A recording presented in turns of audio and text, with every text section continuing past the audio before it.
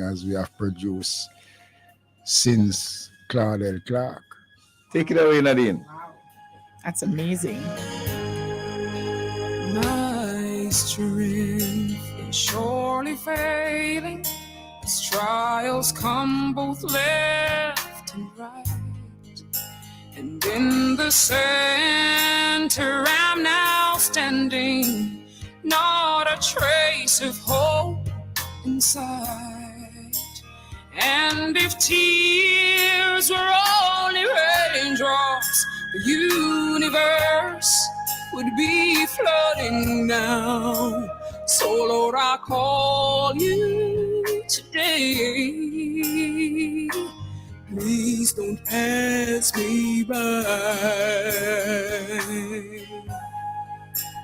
Hold my hand today. Let's guide my steps all the way. Please hear my call, for the cares of life is all I now see. Please walk me through them. That's all I ask of thee.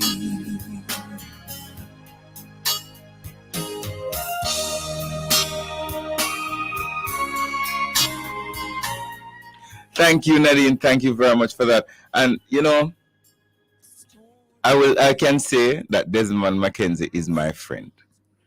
I've known him since I've been in this journey. From the beginning of this journey, he has been one of the seniors who has always been there. Sometimes in misery, yes, but he has always been giving us good guidance. And he's a man who has the respect of a lot of us young people, because whenever you ask Desmond an opinion, he always gives you the facts, no matter whether you like it or not. He's a man who loves his people. You know, so I want to just welcome Minister McKenzie to this program. Welcome, Minister. Thanks for having me, and it is good to be back on Love FM. I used to be, a regular participant on Love many years ago when you were in the halfway tree. So, it's actually the first I've been here since you have relocated to this location. So it's good to see you, Nadine. And I saw Colleen earlier on. It would have been good to see Winston Redguard, but Winston has retired. So Desmond, tell me, Minister McKenzie, you are the Member of Parliament for West Kingston. And I always try to make this distinction, because people make the mistake of thinking that the police division of Western Kingston and West Kingston is the same. No, it is not the same. West Kingston is a part of the Kingston Western Police Division. Now, the Kingston Western Police Division spans 3 constituencies. Right. It spans Southwest St. Andrew, and it spans South St. Andrew, and it also borders on Kingston Central. So you are just a small part of that. Just a small, division. As a matter of fact, the smallest of the 3 areas that makes up the Kingston Western Police So Division. When we hear the news story say XYZ happening in the Western Kingston Police Division, is not your constituency? No, it doesn't necessarily. No, and many times because they use the term Kingston Western Police Division. And then there are similarities with roads in West Kingston, like what would be in, let us say, in South St. Andrew or Southwest St. Andrew. People get it mixed up. We have Wellington Street in Denham Town. There's a Wellington Road, a crossover in Southwest. So, there are times it becomes a little bit confusing. Tell me this. You are the Member of Parliament. You're the Minister of Local Government and Rural Development, but you were also a Member of Parliament with a long history. Why did you decide to switch from being the Mayor of Kingston to the Member of Parliament? Well, let us put it this way. The fact is that you have to step up. Almost every everybody who represented West Kingston before me, with the exception of Mr. Seaga and Mr. Golden, were once councillors. Really? Yes. So you started out as a councillor? Started out as a councillor. So the first member of parliament would have been Sir Alexander Bustamante. Mm-hmm. He was the first mayor of Kingston and councillor. Right. And so too was the most honourable Hugh Shearer. So when did you become a councillor? I became a councillor.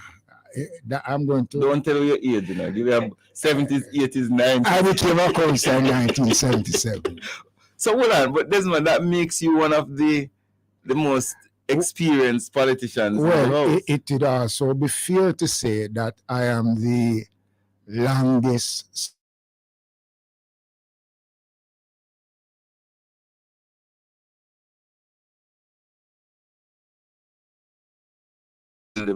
What is it like, though, being the representative of one of the most vibrant constituencies, one of the constituencies that has some of the richest history, but also one of the constituencies that has been challenged over the years? Well, let us put it this way. West Kingston, Mr. Seaga used to describe us as a place that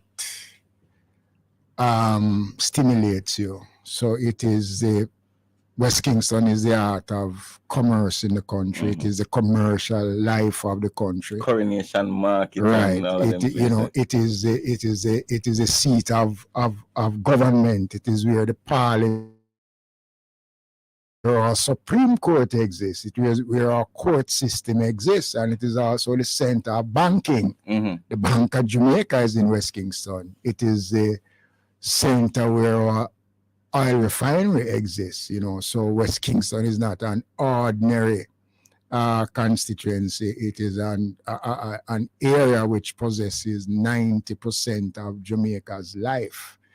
West Kingston does. Wow, that's amazing. So you are the Minister of Local Government and Rural Development. What does that mean?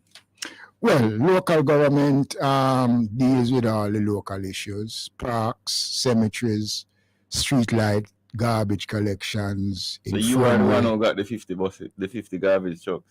Well, yes, it is my administration as minister through this administration of Prime Minister Andrew Holness. As a matter of fact, that was the greatest investment ever made, largest investment ever made in the National Solid Waste Management Authority. Do you remember the last time we ever bought garbage trucks for NSWMA? Well, the last time we bought it was when I became minister in 2016. We bought about 10, 12. And before that? Before that, I can't say. Before that, I can't say. I know when I became the minister in 2016, the country had about 12 garbage trucks island-wide. 12 garbage trucks? 12 garbage trucks island-wide. So solid waste, when we took over, was running on fumes. And that is why we had the problems that we experienced at the time. So it's not surprising then, Minister, that so many persons would have had issues with garbage collection, because if you started off with 12 and now you have what, about 70 odd? No, since we became, we have brought into the system over 100 garbage trucks. 100 trucks? Since 2016, but you must remember also, once the trucks expand beyond 5 years, they start breaking down. Right, because of the wear and the tear. So, are we producing more garbage, Desmond? We are, and especially commercial garbage, because while it is not our responsibility, but we do engage in the collection of commercial garbage, but we do, we have seen a greater inflow of domestic garbage than previously before. Mm-hmm. So you are responsible for garbage collection. You're also responsible for street lighting. Yes, garbage collection. Tell us a little bit about the street lighting responsibility. Well, street lights, we are the ones that pays JPS the street light bill. Now, the monthly obligation to the Jamaica Public Service Company for street lights right across the country is around $370 million a month. But you guys owed them some money. When we took over government, when the Prime Minister Holness appointed me as the Minister of Local Government, we were owing the Jamaica Public Service Company close to $5 billion at the time. $5 billion. $5 billion. As a matter of fact, when I took over, we were only giving JPS like 100 million every other month. So hold on.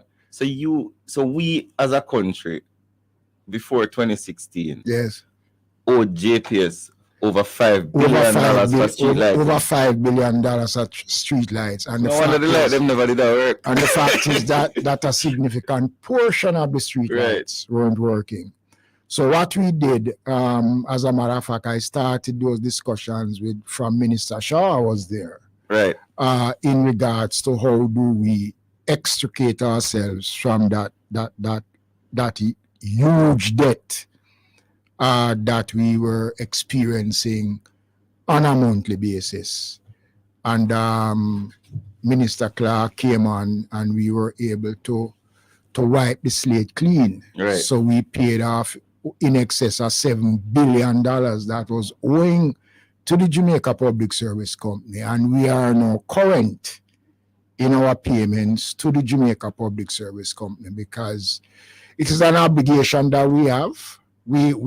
I will not say that I am comfortable with the level of the operations of streetlights.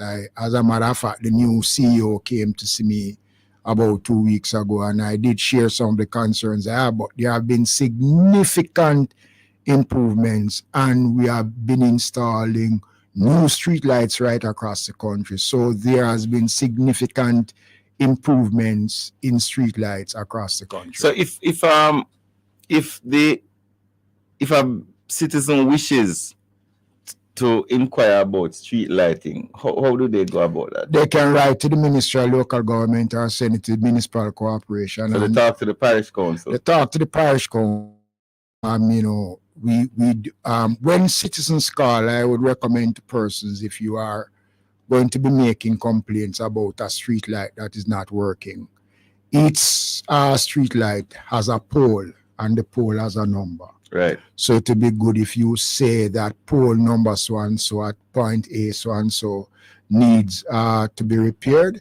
We get onto it, and I must commend JPS. I have to say it publicly because whenever we do get these calls and we give the correct information, the Jamaica Public Service Company respond, and they respond in very, very, very good time. So your garbage collection, street lighting, but you also have overall responsibility for the parish councils. For the parish councils, is it KSAC or is it KSAMC? Because people are confused. There are no longer parish councils, but Okay. because we all grew up in a system which is archaic, which is over more than 100 years old, because Right. it is one of the legacy of the colonial system that we have. There are no municipal corporations. Right. But people still refer to them as parish councils, but they are all municipal corporations now. Mm-hmm. So what is the role of the municipal corporation? Well, everything parochial, roads, garbage, cemeteries, building approvals, butcher's license. So people need approval to build buildings? Yes. Well, But no, man, but from where youth, we see people just buy 100 block and do a little thing. that is illegal. Every form of construction, every form of demolition, if you're even putting down a temporary structure, let us say, since I'm at a radio station which is fully gospel, when the churches wants to keep a convention and they want to erect a tent, Right. the law requires that they have to make an application, a building application for a tent, for a temporary structure. So each building requires construction. If you are renovating, you have to advise, and then you'll be told whether or not the level of the renovation that you're undertaking requires approval. But you do require building approvals, you do require subdivision approvals. So it is a whole. So let us stick on the building approval process first. Because the reason why I asked the question the way I asked it is that we saw recently where a baby died because of a collapse of a house. You know, well, as a matter of fact, the commissioner of fire was with me yesterday morning. Yes. And he advised me of the incident, and he told me that they don't anticipate, based on the what took place, that the child would have survived. Right. I just want to commend those firefighters who had to be given counseling, because they were the ones that had to dig through the rubble to recover the body of the child. What that means, and the KSMAC, in whose jurisdiction that falls, will be investigating, but it is clear that it is faulty construction Right. that would have caused the collapse of that structure. So that's why it's so important. Important that persons observe the building regulations apply, because you can't just build anywhere just like that. Because if you do, you're not only jeopardizing your neighbors, but you're putting at risk the lives of your family and your loved ones. And, you know, the circumstances as to why this house collapse is not yet fully known. But once that is known, I will be making a statement, you know, to say what are the causes why the building collapsed. So let's say I have a piece of land, my granny give me somewhere in country, and I want to put up a little ranch, as they call it. What do I do? Well, first of all, you can't just build even if it's your parents' property, because each building application has to be accompanied by a title or a letter with the title giving authorization for you Right. to build. So first of all, you have to submit your plans to the municipal corporations. It has to be done by a professional architect, Right. with all the details and what you are proposing to do. Once that is done, you pay your necessary fees, and then once you get the approval, you proceed to build according to what was approved by the municipal corporation.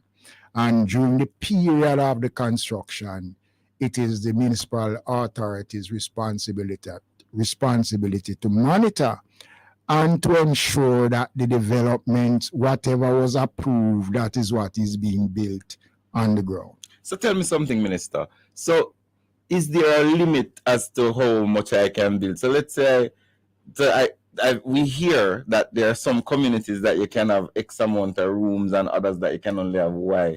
Why is that so, and Okay. how do I know? Okay, there is a thing that is called density, and Right. there is a planning zone, planning, you know, as it relates to zones. Now, the KSMAC and the municipal corporations only grant building approvals.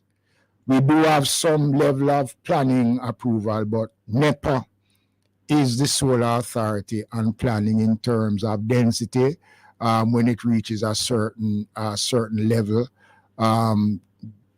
NEPA would advise or would recommend the number of houses. So let us take a housing development. Let us take a multi-story facility, an high-rise building. NEPA has to come in because the building has to be constructed to allow parking for each room. Each room. Yes, so there has to be parking. So Okay. each room has to have parking. Right. So Okay. NEPA will determine the how many parking is going to be available, and all the other issues around planning. Mhm. The National Water Commission has to indicate that they are in a position to provide water So before and you build, sewage. NWC has to be sure that they can provide Yeah, water. based on the nature of the development. Right. We would say to the NWA, is there water available? Is there sewage available? Mhm. So if sewage is available, fine. If water is available, fine. If sewage is not available, then the person who is building has to put into that approval how they intend To dispose to of. dispose of the So sewage. that's why we see them digging up the road, up short of the road and all of these places. Because they have to, the development before the approval is granted requires that you put in sewage and water to adequately provide for persons who you are building for. So I have gone to KCMC, I've gone to NEPA, I have gone and I've No, gone. you don't go to NEPA. You would send the building applications to the KSAMC. Right. And once it comes in, the KSMAC will feed it out. So we have to send it to NWA to find out, is it possible to have this development on Agley Park Road? How would it impede the traffic flow, the exits, the entrance? So all of that comes into the KSMAC, and then it is filtered out. So To the many, various agencies. to the various agencies. So many times you hear people complaining about, boy, my plan is there and it take long. It's not that it is taking long. It has to go through a process, and that is why we have given a 90-day window to say, well, then within 90 days, Right. you can expect to get approval. Sometimes it goes beyond 90 days because of the nature of the development. And sometimes the plans that is submitted does not meet the requirement in terms something is wrong, so we have to send it back to the persons to say, you need to get this corrected. So it is not inefficiency on the part of the local authorities at times, is because there are steps to be taken, and if we don't follow those steps, the same people who are agitating that they want is the same people who's going to come back and be critical. Joy Cephas is asking, Yes. what can be done about the shops, garages, and other businesses that are being constructed in schemes? First of all, there are to be no commercial activities in residential communities. I do get a lot of those letters and complaints from residents across, and So are especially garages allowed in residential?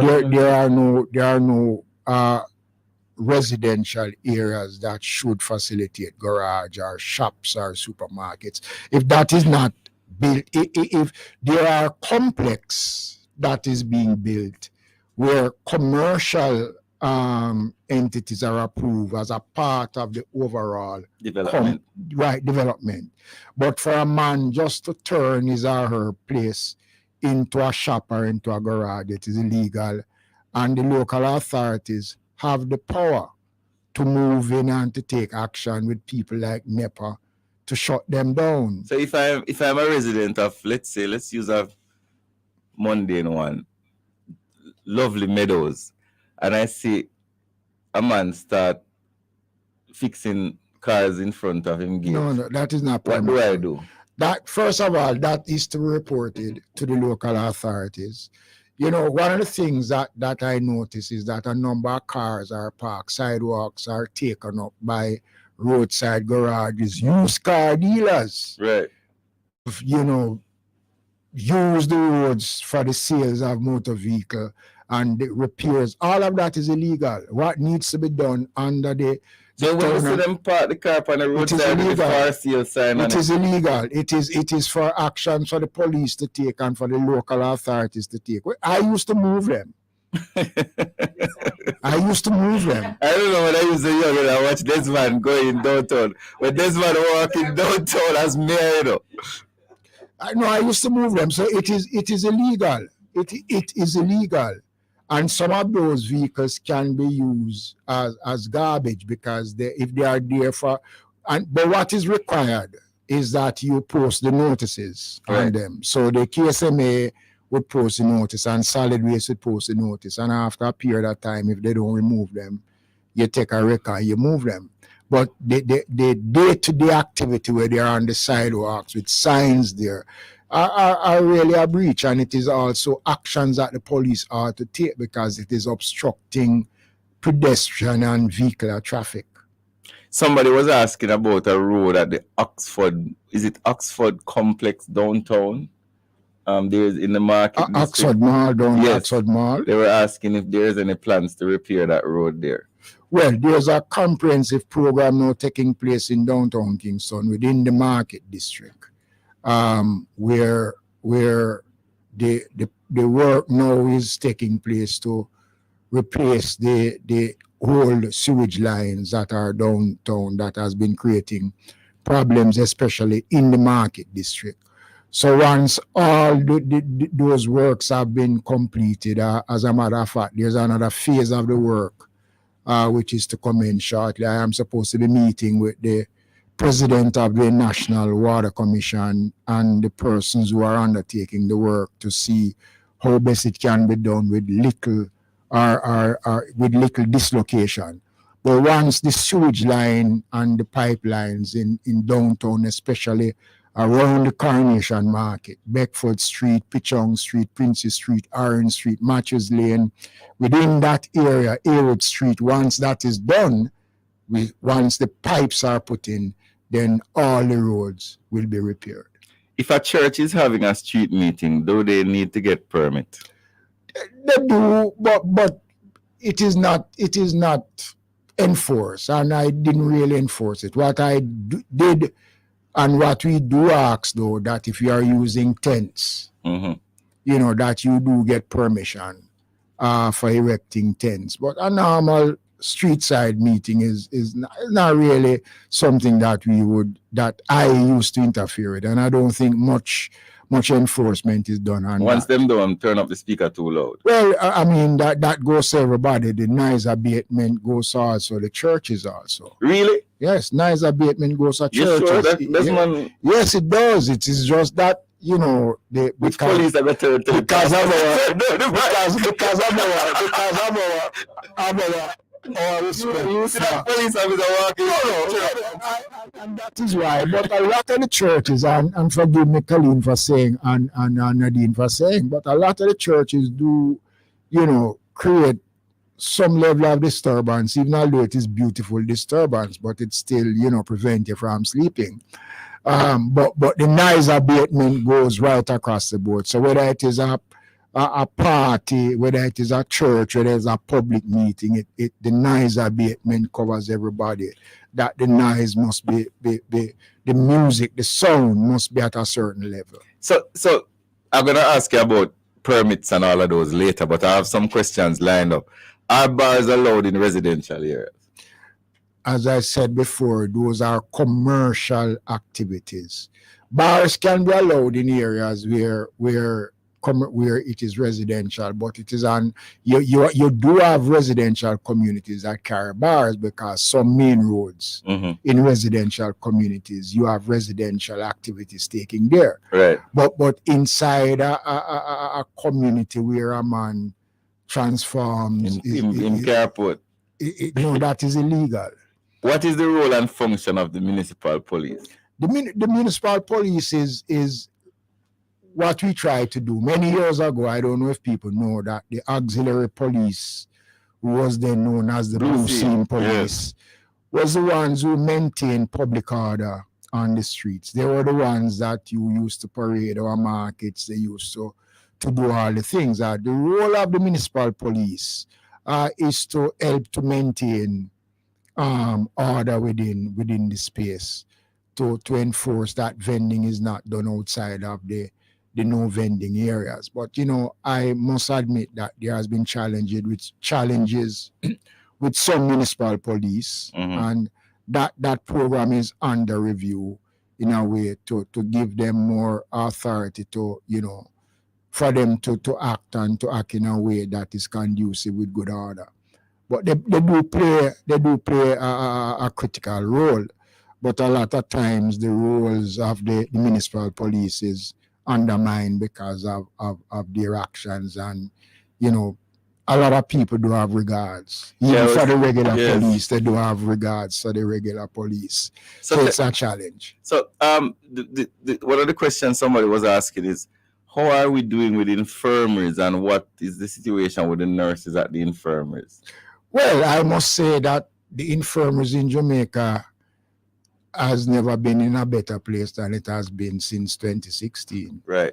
All our infirmaries, we do have what? We have 13 infirmaries and 2 golden age homes. So we do have 15 such institutions across the country, which is in excellent condition. The one we have some challenges in St. Anne, which we are dealing with that to sort of carry out some repairs.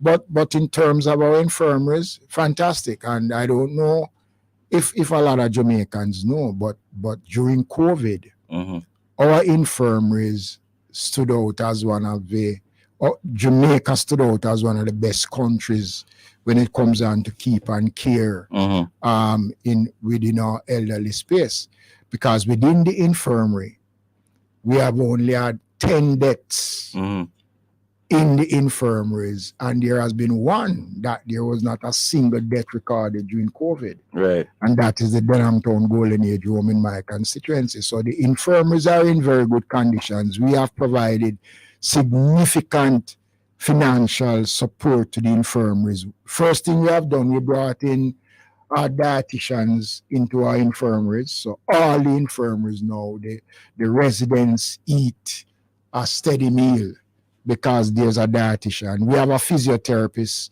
in all our infirmaries now working with the residents. We are now bringing in psychiatric nursing aid on our staff to be a part of that, to give greater care in that area.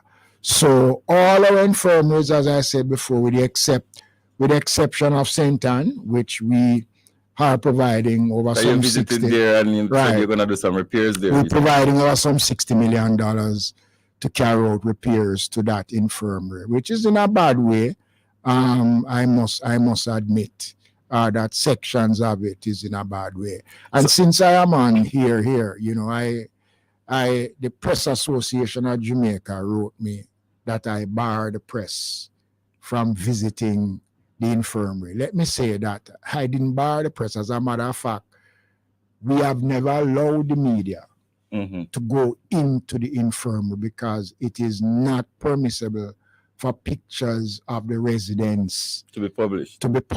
Right. So when we go to certain sections of the infirmaries and the media is there, we do ask the media to consider the privacy of the individuals. So when I see that I bar the media, it is unfortunate. I did not. Okay, sir. So as somebody says, Miss Official says, Minister, you have done a great job by building that rehabilitation building on King Street. Which building is that, Minister McKenzie? It is the facility that was constructed for the homeless population, the Desmond McKenzie Center. It is something that I've been trying with since 2010 from I was mayor to get it up. You know, because the homeless population has grown. There are over 3,500 homeless persons across the streets of Jamaica. And in my constituency, we have close to 1,000 homeless people within downtown Kingston. Are these all mad people, though, Minister? Well, the on-site survey that we did tells you that there are a few that are mental cases, right? A few which are genuinely homeless. And when we did the survey, we discovered that there are about 4 categories of persons that are living on our streets. You have some who come from country, come to town to seek better life, or they were encouraged to come by a young girl or you know, somebody encouraged them to come. They didn't get a job, they fall on hard time, so they end up on the streets. You have some people who have been deported, right, who have come back to Jamaica, have no family, they end up on the streets.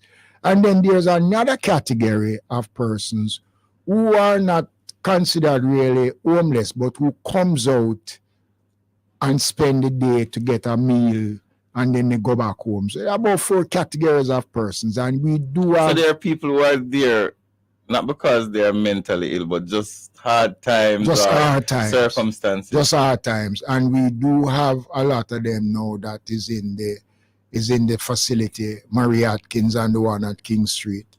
We have provided drop-in centers and shelters right across the country now.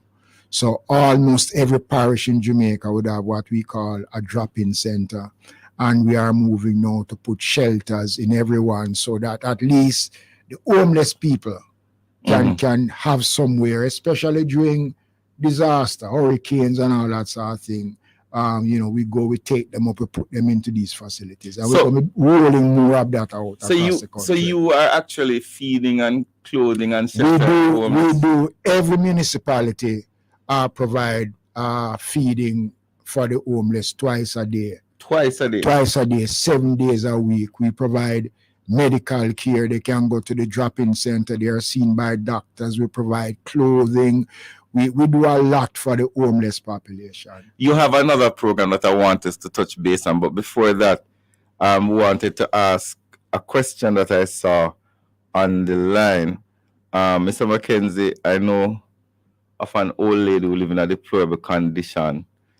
What should we advise if you know of somebody who is in a deplorable condition? What you need to do is to find the nearest municipal corporation, send that information, or send it to me at the Ministry of Local Government with the name, address of the person. Once I get it, we find them, and once they qualify, we will move them into the facility, or we will get the poor relief officers to visit visit them. And if the persons live somewhere but they don't have the necessary keep and care, they can be placed on the poor relief list and becomes a part of the responsibility of local government to take care of them. How many indigent houses have you built since you've been a minister? Wow. I have probably built close to 100 right across the country. Tell me how does that program work? Well, normally indigent housing has been a part of local government for centuries. But normally what we used to do is to see board houses being built. They used to build board houses? Board houses, yeah. And in many cases, 8 out of every 10 of those board houses would end up, catching fire because they'd use lamp and tinning and candle and all that sort of thing.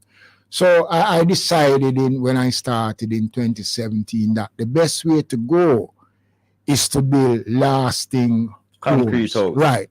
Because remember, when you get these indigent housing, it doesn't really belongs to you, it belongs to the local authorities. Really? So when you die, you can pass it on to anybody. Oh, right. So it is a part of a growing stock of things. So we build these houses, and we've seen now where cases, desperate cases, where people really need them. So we have built studios, 1 bedroom, 2 bedrooms, and we have even built 3 bedrooms for families. Right. Yeah. So real families that are in need. I mean, there is a case in Moreland Hill of a family. I mean, in my life is the first I broke down and cried publicly, seeing the conditions that family was living under. So, and we have another 40 that is currently either under construction or to start soon. So we are expecting that by next year we would be close to 170 in terms of, and we just got some money in the new supplementary to assist in the rollout of these houses, which are really badly needed by Jamaicans right across. So do you as a minister actually go out there and look at the conditions? I do, and I do get letters from persons, and I send out to do the investigations, and when it comes back, these people are in need. I mean, I was in Hanover 2 weeks ago. I was appalled at the conditions that I saw 2 gentlemen living under in Hanover. I saw a similar thing when I was in Montego Bay 2 weeks before. So I do go out to see what is taking place. So I have an appreciation of the concerns that people have about how they live. And as a person who grew up in local government, and as a person who grew up knowing what difficult times were, having an appreciation and the fact that this government, has built its platform and being a caring and understanding government, it is important that we align ourselves with these concerns and act as quickly as we can to remedy the problems. So somebody says here, listening to a very interesting and informative program with Minister of Local Government, my question is, can a recording studio be in a residential community? And who has the responsibility to enforce such a breach? Again, those are commercial activities. Now, a recording studio necessarily does not disturb, but it is what follows the recording studio. So again, persons can, because you have a right to. You have a right, and it is a breach. You need a license to operate anything commercial in a residential area. That is the answer to the question. Let me just say though, that the law also protect the wrongdoers, because if you are operating unmolested For a long time. for a certain period of time, So if you see it building, as you see it come, and you don't want it in the community, you need to report it. so the law really, is a two-edged sword. Right. So persons, we do get these complaints, and I must tell you, it is a challenge because, people really sometimes go beyond, go out of their way. How you plan to disruptive. deal with the unlicensed bars and corner shops? That is what Bulbs is asking. Well, first of all, let me say that corner shops and bars are actually regulated by the Ministry of Justice. Oh, So for you to operate a bar, you need a license. it is my intention. It is my intention, but you need a license. You have to go to the courts. You can tell us a little bit about that thing there, Mr. Des. It is my intention to apply for a street license. Well, I think and that is on the bar for 30 years. yeah, because of the process that you have to go through Right. to gain a license to operate a bar or a nightclub or even to sell liquor. Right. It is not just for the bar alone, but to sell any form of alcohol. Right. You have to apply to the nearest police station within your area, and the police will come and inspect, and then you have to go to court. Really? They call your name, Mr. Morgan, and you go in, and the judge will whatever, and then you get the license. Right. So that is why, the law provides That you can have that an interim. yeah, you can put it while the process, but once you obtain the license, you need to take down the sign. So But- with the technology, But it has not been enforced. why Jamaicans are so innovative, You know, Jamaicans are so innovative. You know, Tell me a little bit about your markets, Minister. How many markets do we have in Jamaica? we have about 35 markets across the country. The corporate area has the bulk of that. In downtown alone, we have 11 markets in downtown Kingston. Plus, we have the Papine market, we have the DC Tavares market, and we have the Stone Hill market. The Constant Spring market doesn't exist anymore. The Norman Manley market is still there, but it really does not. Where is Norman Manley Market? It's on Windward Road, just between Windward Road and up and Lower Elliston Road. Really? I never knew that you had a Yes, Norman Manley yeah. Market. Yeah, and the DC Tavares market out at 3 miles. How many markets you have downtown, Desmond? We have about 11 markets downtown. 11 markets. I know you have Well, we Coronation. have Chiggerfoot, Queens, Redemption, Where is Chiggerfoot? Grassyard, Grassyard, we have Purnell Charles Arcade, we have Woolmer's Grounds, we have about 11. We have about 11 markets in less than a square Yes. mile. And this is why I said to you that downtown Kingston is the heart of the commercial life of Jamaica. Right. In downtown Kingston on any given, right now, today is Wednesday, probably one of the slowest days in downtown That is when the trucks come in. Well, they would come in on a Thursday, start coming in tonight and for the weekend.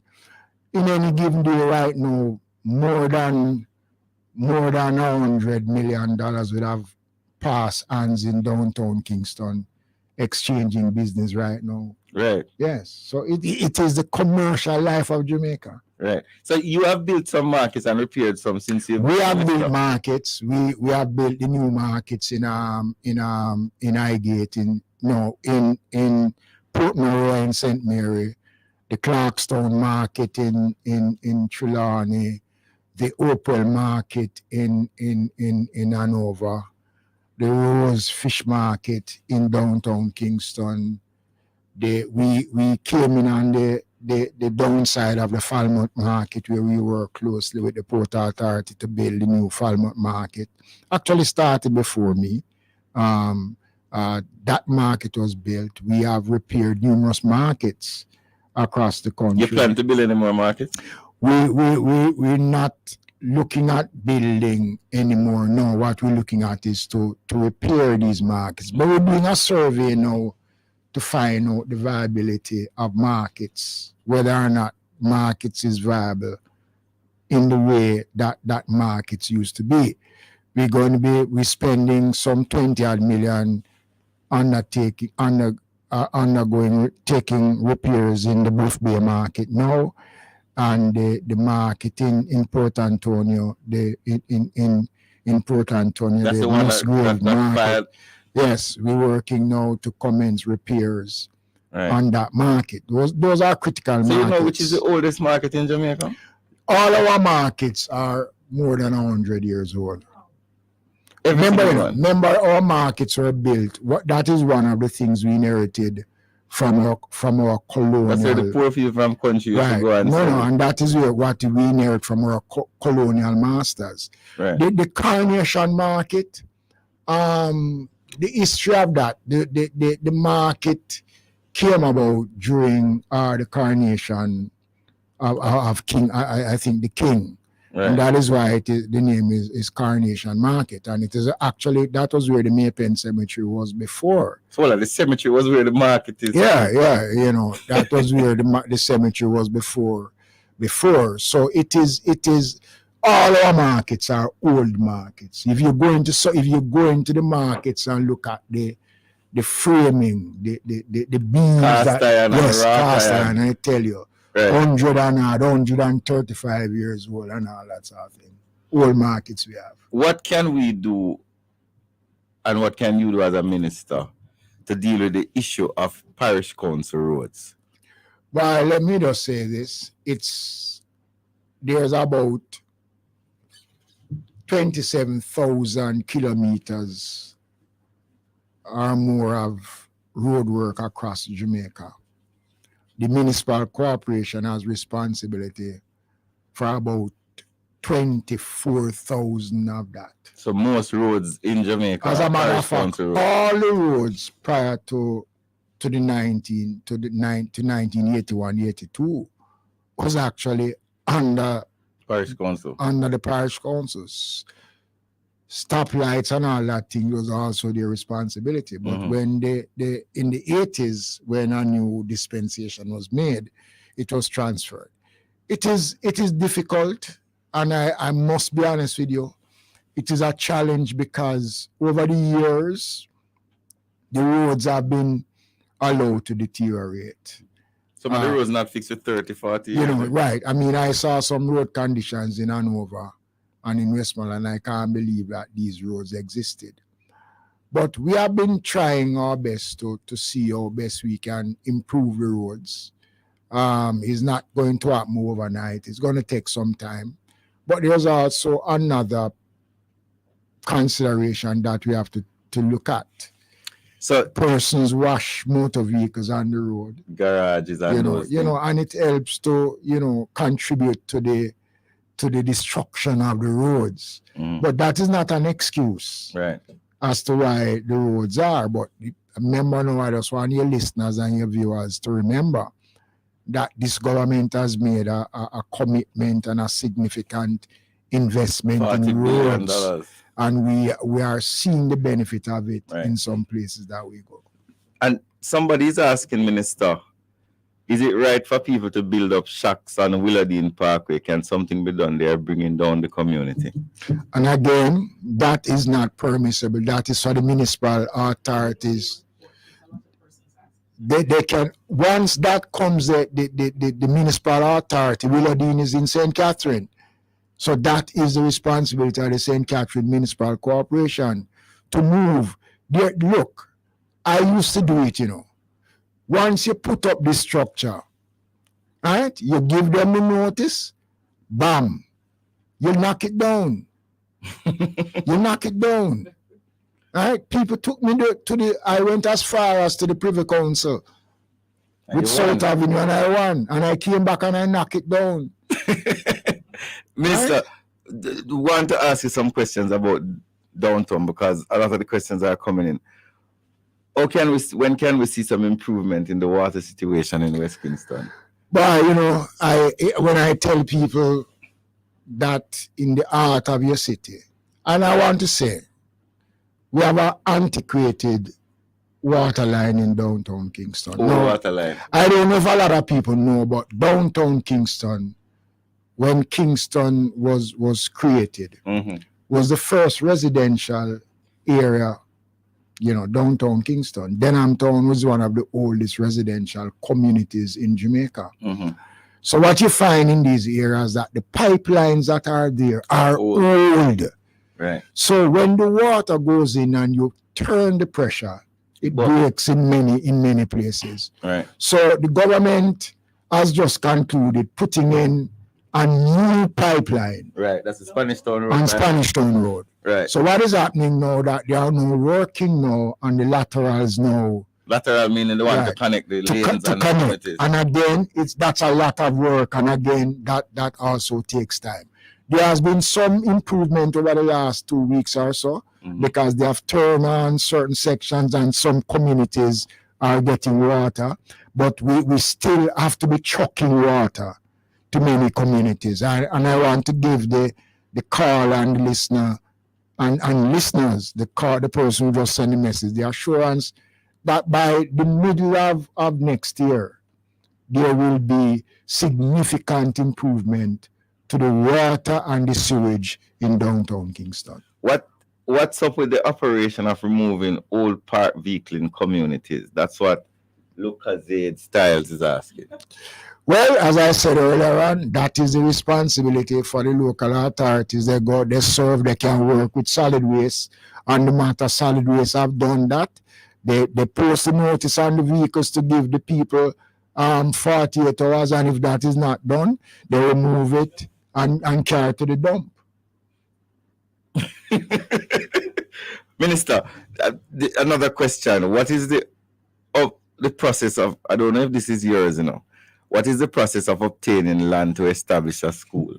I don't think that is your question. That is not my question. Well, Minister, we've had a wonderful discussion, but there's so much more to discuss. But I want to end with a few questions that you would like to answer for your constituents. I know that there are things that as a minister you've always wanted to articulate and speak about. As the Minister of Local Government and Rural Development, what is the biggest issue that you have that you'd like the public to be aware of? For me, we can't achieve anything without a disciplined society. Right. And let me be honest with you. I organize almost on a daily basis. How do we respond to the persons who dispose of garbage? Even although the provisions are there, people just drive the motor car.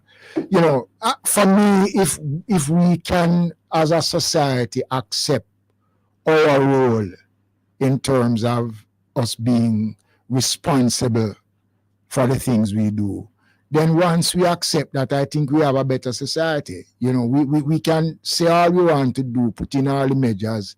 If the minds of people don't change, we're going to have problems. So you're saying that the issue of garbage is a serious thing that concerns you? No, it is, because I'll give you an example.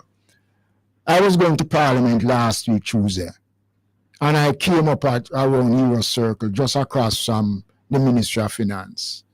And when I saw the garbage that was thrown there by persons, when I drove further down to the Ministry of Labour, there was another pile of garbage there. I called the Executive Director, Mr. Gordon, and I spoke to him. And he said, Minister, the truck was there this morning. And he says, okay.